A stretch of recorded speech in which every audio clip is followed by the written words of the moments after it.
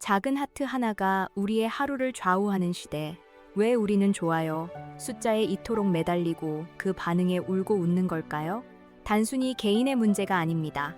뇌과학과 심리학은 이 현상 뒤에 숨겨진 놀라운 비밀을 밝힙니다. 도파민 보상 회로와 깊은 사회적 인정 욕구. 이 두 가지가 복잡하게 얽혀 우리의 디지털 자아를 지배합니다. 좋아요라는 달콤한 유혹 속에서 우리는 무엇을 잃고 얻고 있는 걸까요? 지금부터 그 질문의 답을 찾아 떠나봅니다. 이 복잡하게 얽혀 우리의 디지털 자아를 지배합니다. 좋아요의 유혹 속 우리는 무엇을 얻고 잃을까요? 이제 그 답을 찾을 시간입니다. 사진을 올리고 나서 스마트폰을 내려놓지 못한 경험, 다들 한 번쯤 있지 않으신가요?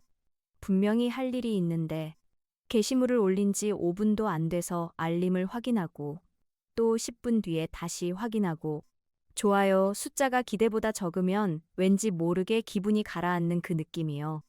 이게 단순히 관심이 많아서 혹은 성격이 소심해서 생기는 일이 아니에요. 사실 이건 우리 뇌가 설계된 방식과 깊이 연결된 문제거든요. 작은 하트 아이콘 하나가 어떻게 하루 기분을 통째로 흔들어 놓을 수 있는지, 그 심리적 메커니즘을 제대로 들여다보면 꽤 놀라운 이야기가 펼쳐집니다. 저도 콘텐츠를 만들면서 조회수나 반응에 신경이 쓰이는 순간들이 있어요. 그럴 때마다 드는 생각이 있는데 이게 과연 나만의 문제일까 싶었거든요. 알고 보니 전혀 아니었어요.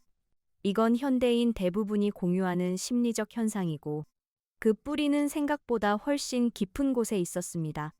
그럼 왜 우리는 이토록 좋아요에 목을 매는 건지 뇌과학과 심리학의 시선으로 차근차근 짚어보겠습니다. 먼저 가장 핵심적인 이야기부터 시작해 볼게요.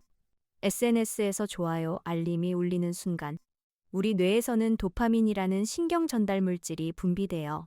도파민은 흔히 쾌락 호르몬이라고 불리는데 정확하게는 보상과 기대를 담당하는 물질이에요. 맛있는 음식을 먹을 때, 좋아하는 사람에게 연락이 왔을 때, 기대했던 일이 이루어졌을 때 분비되는 바로 그 물질이죠. 그런데 흥미로운 건 도파민이 가장 강하게 분비되는 순간이 보상을 받았을 때가 아니라 보상을 기대할 때라는 거예요. 그러니까 좋아요는 순간보다 게시물을 올리고 나서 알림이 올지 안 올지 기다리는 그 불확실한 순간에 뇌가 가장 활성화된다는 거죠. 이 구조가 슬롯머신과 정확히 같아요. 언제 터질지 모르는 불확실한 보상이 사람을 더 강하게 중독시키거든요. 실제로 뇌과학 연구들을 보면 SNS 알림에 반응하는 뇌 영역이 도박이나 특정물에 반응하는 영역과 상당 부분 겹친다는 결과들이 있어요. 물론 SNS가 약물과 동일하다는 뜻은 아니에요. 하지만 그 보상 회로가 작동하는 방식이 놀랍도록 유사하다는 건 우리가 좋아요에 집착하는 게 단순한 허영심이나 나약함이 아니라는 걸 보여주는 중요한 근거가 됩니다. 여기에 심리적 층위가 더해져요. 바로 인정 욕구예요. 인간은 본래 집단 속에서 인정받고 소속되고 싶어 하는 존재예요. 이건 진화적으로 형성된 아주 오래된 본능인데 과거에는 집단에서 배제되는 것이 곧 생존의 위협이었거든요. 그래서 우리 뇌는 타인의 인정을 받아들 때 안도감을 느끼고 무시당하거나 반응이 없을 때 위협 신호를 보내도록 설계되어 있어요. 좋아요는 바로 이 오래된 본능을 디지털 방식으로 자극하는 장치예요. 누군가 내 게시물에 좋아요를 누른다는 건 단순히 그 사람이 내 사진을 봤다는 의미가 아니에요. 나는 주목받을 만한 사람이야. 나는 이 공동체 안에 속해 있어. 나는 괜찮은 사람이야 라는 무언의 확인이 되는 거죠. 반대로 좋아요가 없다는 건 무시당했다는 신호로 뇌가 받아들이기 쉬워요. 그래서 숫자가 적을 때 느끼는 그 묘한 상실감이 결코 과민 반응이 아닌 거예요. 특히 청소년들에게 이 문제는 더욱 민감하게 작용해요. 청소년기는 자아 정체성을 형성해 나가는 시기인데 이 시기에는 또래 집단의 평가가 자기 자신을 이해하는 중요한 기준이 돼요. 어른들은 어느 정도 내면의 기준이 생겨서 외부 평가와 거리를 둘 수 있지만 청소년들은 아직 그 기준이 완성되지 않은 상태거든요. 그래서 SNS에서 받는 좋아요 숫자가 곧 나의 가치처럼 느껴지는 경험을 더 강하게 하게 돼요. 내가 올린 사진에 반응이 없으면 나 자체가 거부당한 것처럼 느끼는 거죠. 이런 구조 속에서 사람들은 점점 더 많은 좋아요를 얻기 위해 게시물을 전략적으로 올리기 시작해요. 어떤 사진이 반응이 좋은지, 어떤 시간대에 올려야 알림이 많이 오는지, 어떤 해시태그를 써야 노출이 잘 되는지를 계산하면서요. 처음에는 그냥 일상을 공유하고 싶었던 마음이 어느 순간부터는 반응을 극대화하기 위한 퍼포먼스로 바뀌는 거예요. 그리고 이 과정에서 아주 자연스럽게 비교가 시작돼요. 내 게시물에는 좋아요가 50개인데 저 사람은 비슷한 사진에 500개가 달렸다면 어떤 기분이 들까요? 아무리 이성적으로 숫자가 전부가 아니라고 알고 있어도 감정은 그렇게 쉽게 통제되지 않아요. 타인의 화려해 보이는 일상과 나의 평범한 현실을 비교하면서 열등감과 우울감이 스며들기 시작하죠. 여기서 중요한 점이 있어요. SNS에 올라오는 타인의 삶은 철저하게 편집된 하이라이트 모음이에요. 가장 예쁜 순간, 가장 행복해 보이는 장면, 가장 부러울 만한 경험들만 선별해서 올리는 거죠. 그런데 우리는 그 편집된 결과물을 보면서 상대방의 일상 전체와 비교하는 실수를 반복해요. 상대방의 베스트 컷과 나의 날 것 그대로를 비교하는 거니까. 이 싸움은 처음부터 공평하지 않아요. 이런 비교의 반복이 만들어내는 또 다른 심리 현상이 있는데 바로 증후군이에요. 포모는 나만 뒤처지는 것 같다. 나만 재미없게 사는 것 같다는 두려움을 뜻하는데 SNS 피드를 보다 보면 세상 모든 사람이 여행을 다니고 맛있는 걸 먹고 멋진 사람들과 어울리는 것처럼 느껴지거든요. 그 느낌이 쌓이면 내 삶이 왠지 부족하고 초라하게 느껴지는 만성적인 불만족으로 이어지기 쉬워요. 이쯤에서 한 가지 솔직한 이야기를 드리고 싶어요. 사실 이 모든 구조는 우연히 만들어진 게 아니에요. SNS 플랫폼들은 사용자들이 더 오래, 더 자주 접속하도록 설계되어 있어요. 좋아요 시스템, 알림 기능, 무한 스크롤. 이 모든 것들이 우리의 도파민 회로를 자극해서 플랫폼에 머무르게 만드는 기능을 해요. 우리가 의지력이 약해서 SNS에 빠지는 게 아니라 플랫폼 자체가 그렇게 작동하도록 정교하게 설계된 거예요. 이 사실을 알고 있는 것만으로도 우리가 느끼는 충동을 조금 다른 시각으로 바라볼 수 있게 돼요. 결국 좋아요 하나에 흔들리는 우리의 마음은 나약해서도 유별나서도 아니에요. 인간이 본래 가진 사회적 본능과 그 본능을 정교하게 겨냥한 플랫폼의 설계가 만나서 만들어낸 아주 자연스러운 반응이에요. 그렇기 때문에 이 문제를 스스로를 탓하는 방식으로 접근하면 해결이 안 돼요. 먼저 이 구조를 이해하는 것, 그게 출발점이에요. 그렇다면 이 구조를 이해한 다음에는 무엇이 달라질까요? 사실 안다고 해서 당장 행동이 바뀌지는 않아요. 담배가 몸에 해롭다는 걸 알면서도 끊지 못하는 것처럼 SNS가 우리 심리를 어떻게 조종하는지 알면서도 스마트폰을 손에서 놓지 못하는 경우가 훨씬 많거든요. 그래서 오늘은 한 걸음 더 들어가 보려 해요. 좋아요. 중독이 실제로 우리 삶의 어떤 부분을 갉아먹고 있는지, 그리고 그 안에서 우리가 진짜로 잃어가고 있는 게 무엇인지를요. 먼저 수면 이야기부터 해볼게요. 밤에 잠들기 전 스마트폰을 들고 SNS를 확인하는 습관이 있는 분들 많으시죠? 오늘 올린 게시물에 좋아요가 몇 개 달렸는지, 댓글에 누가 뭐라고 썼는지, 다른 사람들은 오늘 어떤 하루를 보냈는지 훑어보다 보면 어느새 1시간, 2시간이 훌쩍 지나가 있어요. 그런데 이게 단순히 시간 낭비로 끝나지 않아요. 스마트폰 화면에서 나오는 블루라이트는 수면을 유도하는 멜라토닌 분비를 방해하고 SNS에서 받은 자극들은 뇌를 각성 상태로 유지시켜서 깊은 잠을 방해해요. 결국 충분히 자지 못한 채로 다음 날을 시작하게 되고 피곤한 상태에서는 감정 조절 능력도 떨어지기 때문에 SNS에서 받는 자극에 더 예민하게 반응하게 되는 악순환이 만들어지는 거예요. 수면만의 문제가 아니에요. SNS 중독이 깊어질수록 현실 속 인간관계에도 균열이 생기기 시작해요. 가족과 함께 밥을 먹으면서도 스마트폰을 내려놓지 못하고 친구를 만나서도 대화보다 각자의 피드를 확인하는데 더 많은 시간을 쓰는 풍경. 어디서든 한 번쯤 봤거나 직접 경험해 보셨을 거예요. 온라인에서는 수백 명, 수천 명의 팔로워와 연결되어 있다고 느끼면서도 정작 옆에 앉아 있는 사람과는 깊은 대화를 나누지 못하는 아이러니한 상황이 생겨나는 거죠. 연결되어 있다는 느낌은 넘쳐나는데 진짜 연결감은 오히려 줄어드는 역설이에요. 여기서 제가 특히 걱정되는 건 청소년들이에요. 자아 정체성이 아직 형성되는 과정에 있는 청소년들에게 SNS의 좋아요는 단은 숫자가 아니라 나라는 사람의 가치를 측정하는 기준처럼 작동해요. 또래 집단의 인정이 절실한 시기에 게시물 하나에 달리는 반응이 곧 내가 이 집단에 속하는지 아닌지를 판단하는 신호처럼 느껴지거든요. 좋아요가 많으면 나는 인기 있고 사랑받는 사람이고, 좋아요가 적으면 나는 어딘가 부족하고 매력 없는 사람이라는 등식이 머릿속에 자리 잡기 시작하는 거예요. 이런 방식으로 자아 개념이 형성되면 성인이 된 이후에도 외부의 평가에 지나치게 의존하는 심리적 패턴이 굳어지기 쉬워요. 성인이라고 해서 자유로운 건 아니에요. 직장인들 사이에서도 SNS 피로감은 심각한 수준이에요. 퇴근 후에도 SNS를 통해 업무 관련 소식을 확인하거나 회사나 동료들의 계정을 팔로우하면서 심리적으로 완전히 퇴근하지 못하는 경우가 많아요.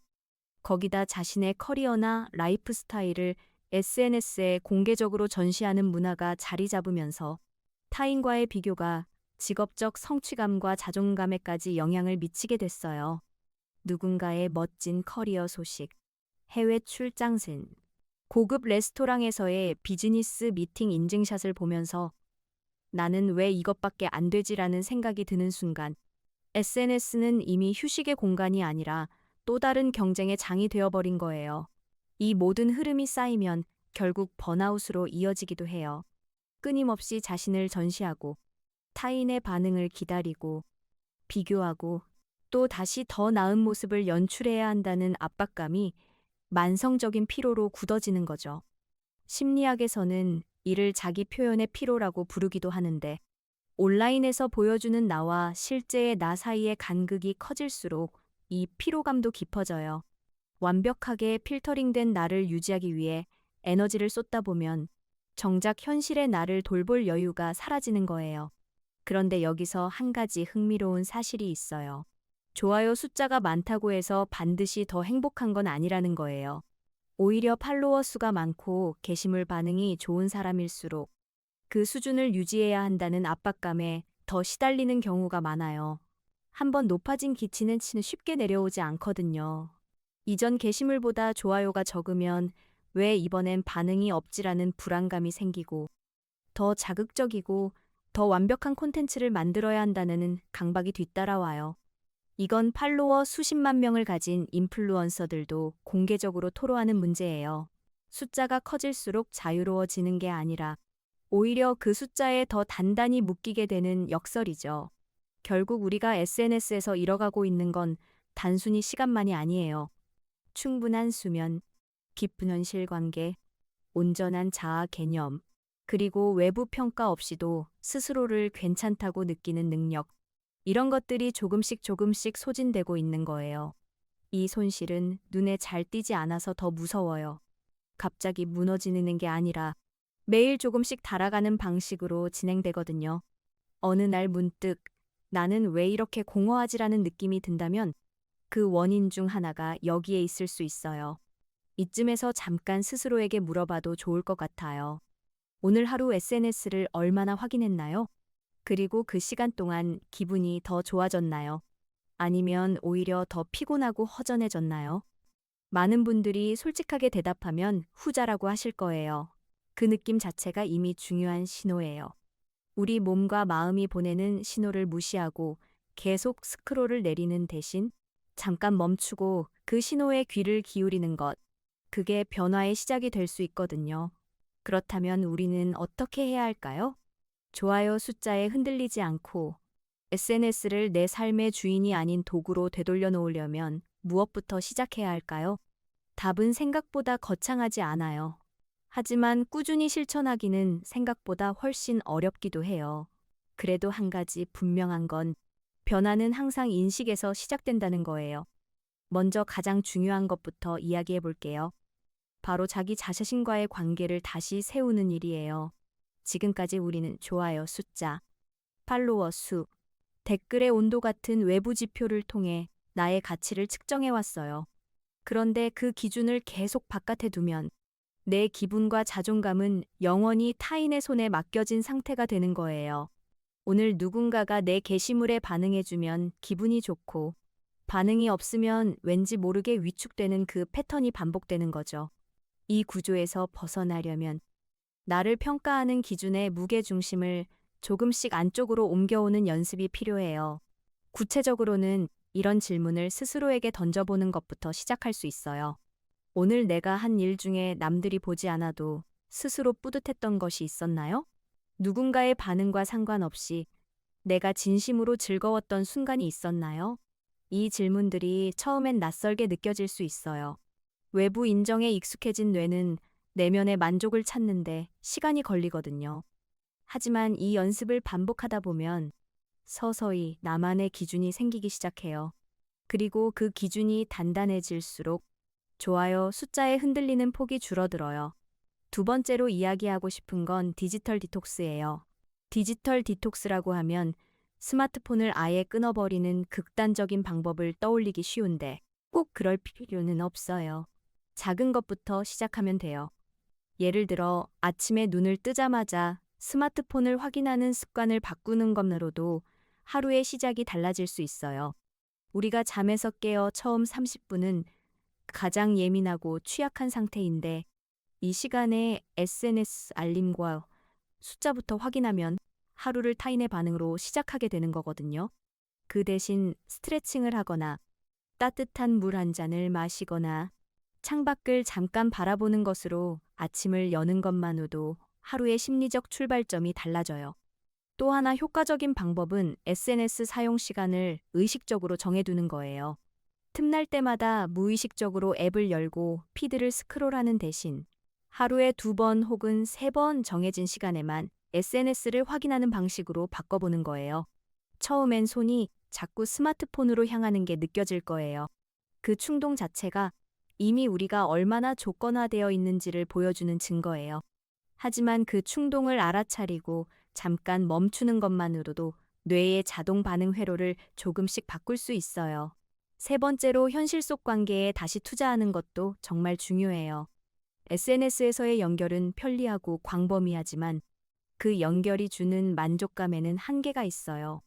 화면 너머의 좋아요 하나가 주는 짧은 쾌감과 오랜 친구와 마주 앉아 나누는 대화가 주는 따뜻함은 질적으로 완전히 달라요. 인간의 뇌는 직접적인 사회적 접촉에서 훨씬 더 깊고 지속적인 안정감을 얻도록 설계되어 있거든요.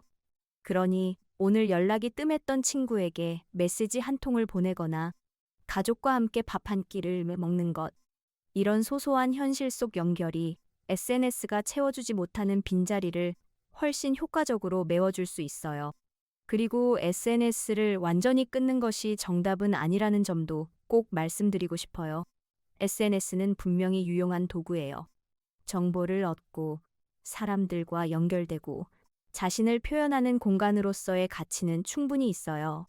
문제는 SNS 자체가 아니라 우리가 SNS를 어떤 방식으로 사용하느냐에 있어요. 좋아요를 받기 위해 게시물을 올리는 것과 내가 기록하고 싶어서 혹은 진심으로 나누고 싶어서 올리는 것은 출발점이 달라요. 그 출발점의 차이가 SNS 사용 후의 기분을 전혀 다르게 만들어요. 반응을 기대하며 올린 게시물에 좋아요가 적으면 실망스럽지만 그냥 내가 좋아서 올린 사진에 좋아요가 적으면 별로 신경 쓰이지 않거든요.